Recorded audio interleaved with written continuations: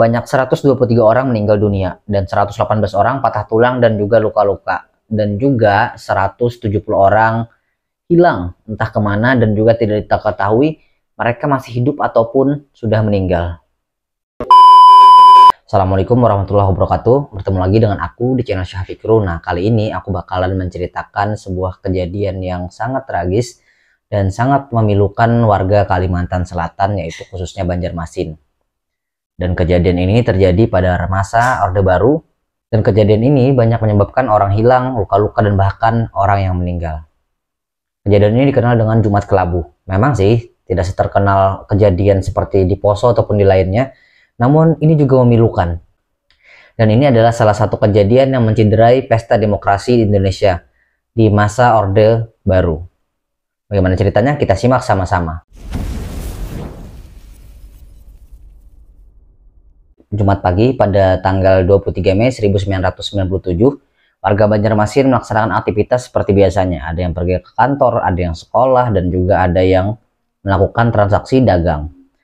Mereka tidak mengira bahwa pada hari itu akan terjadi kegiatan ataupun kejadian yang sangat memilukan bagi warga Banjarmasin dan sangat mencederai sebuah nilai kemanusiaan yang ada di Banjarmasin. Padahal Banjarmasin adalah salah satu suku yang sangat damai dan juga suku yang sangat ramah. Hari itu sebenarnya ada hajatan besar yang dilaksanakan oleh Partai Golkar, yaitu partai yang sangat besar pada zamannya. Mereka melakukan kampanye untuk pemilihan, dan rencananya pemilihan tersebut dilaksanakan di lapangan Kamboja. Dan di sana terdapat sebuah panggung sangat besar dan juga artis-artis dari ibu kota, bahkan para menteri-menteri negara juga hadir dalam acara tersebut.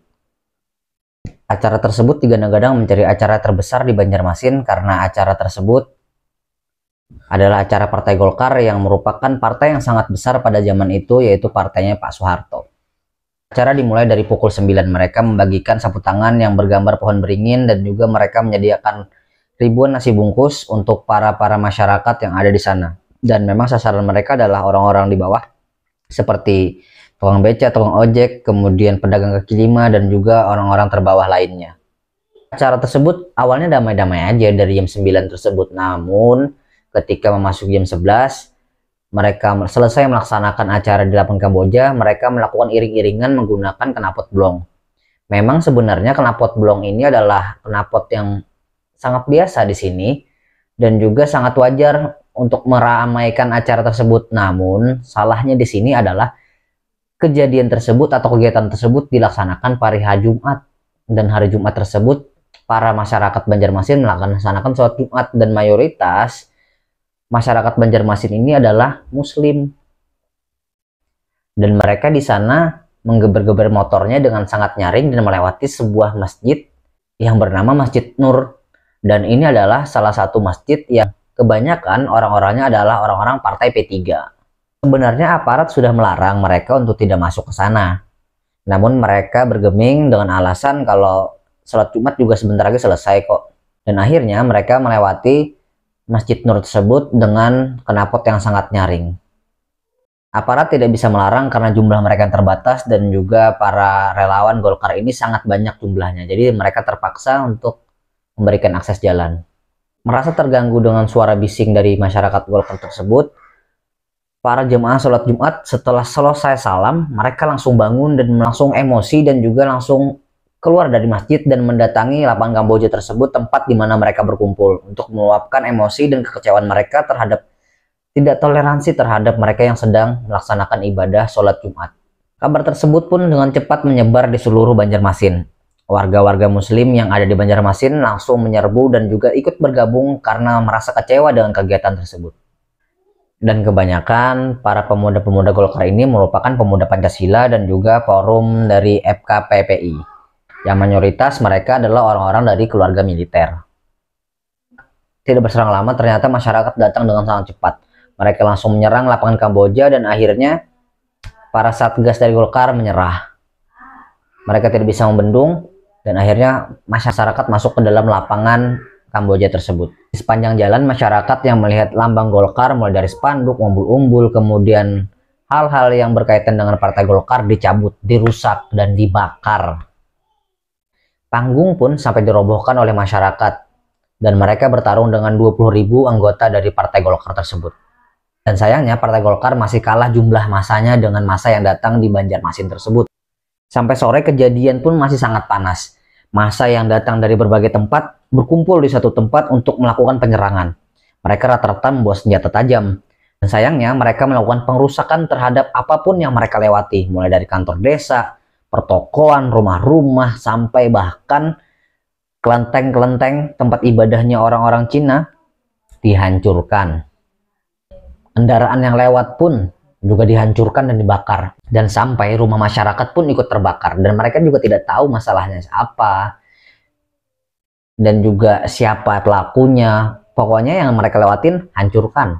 Entah apa sih tujuan mereka ini sebenarnya. Apakah ada yang memprovokasi atau kayak gimana sih? Area pertokoan seperti Mitra Plaza melakukan pengamanan tuh sebelumnya. Sebelum mereka sampai di sana. Namun sayangnya, para keamanan yang ada di Mitra Plaza jumlahnya sangat jauh dengan masyarakat yang datang. Akhirnya mereka pun masuk ke Mitra Plaza untuk melakukan pengerusakan. Ketika melewati Hotel Istana Barito, mereka juga menyerang dan masuk ke sana. Para satpam yang berjaga di sana menggedor-gedor kamar para tamu untuk keluar dan mengamankan diri. Dikatakan kebanyakan masyarakat itu menggunakan atribut partai P3. Ada juga yang mengatakan kalau misalnya para masyarakat ini menggunakan atribut dari partai PDI. Dan kejadian ini kayaknya sih ini adalah salah satu bentuk dari ketidakpuasan terhadap sistem demokrasi di Indonesia.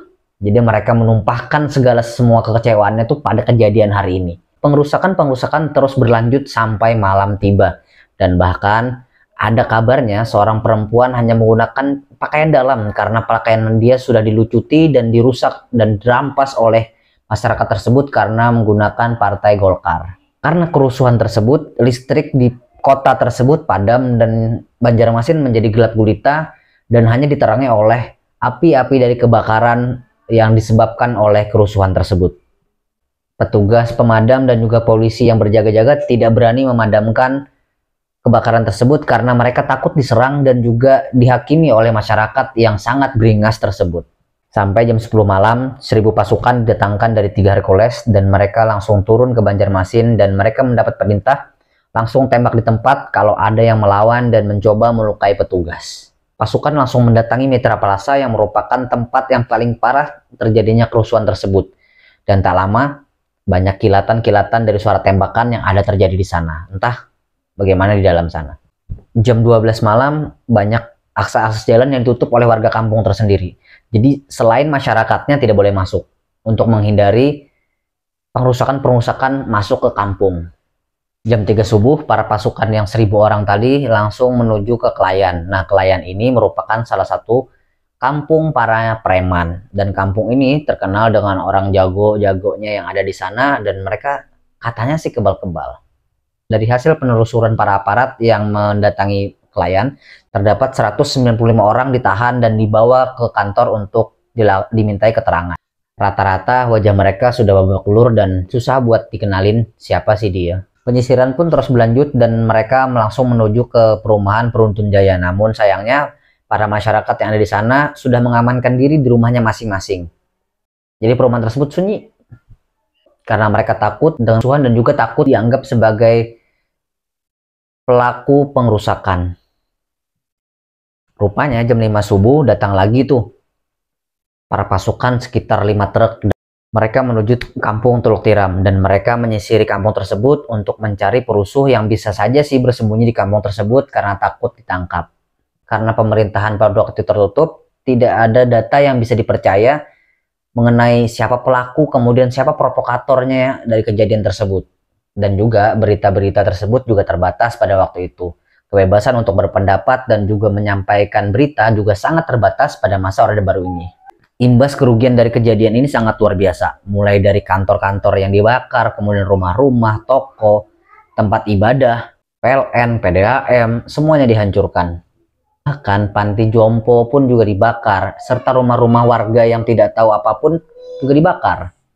Itu hanya kerugian material yang merupakan sebuah materi yang bisa dibeli lagi.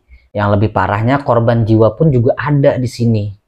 Banyak orang yang menjadi korban di sini mulai dari meninggal, luka-luka, patah kaki, dan sampai orang hilang. Sangat sulit untuk mengetahui orang yang terhilang tersebut entah sudah meninggal ataupun masih hidup. Karena waktu itu suasana sangat kacau dan semuanya serba terbatas dan dibatasi. Sebenarnya dibentuk tuh tim untuk mencari fakta, yaitu dari Yayasan YLBHI. Menurut data dari YLBHI, sebanyak 123 orang meninggal dunia dan 118 orang patah tulang dan juga luka-luka. Dan juga 170 orang hilang entah kemana dan juga tidak diketahui mereka masih hidup ataupun sudah meninggal. Komnas HAM juga melakukan pengecekan dan juga ditemukan data bahwa korban yang hilang lebih besar daripada data YLBHI, yaitu 199 orang. 2 diantaranya berhasil ditemukan. Berarti menjadi 197 yang hilang. Dan ternyata korban tewas tersebut bukan karena kontak senjata langsung ataupun pertempuran dan perkelahian.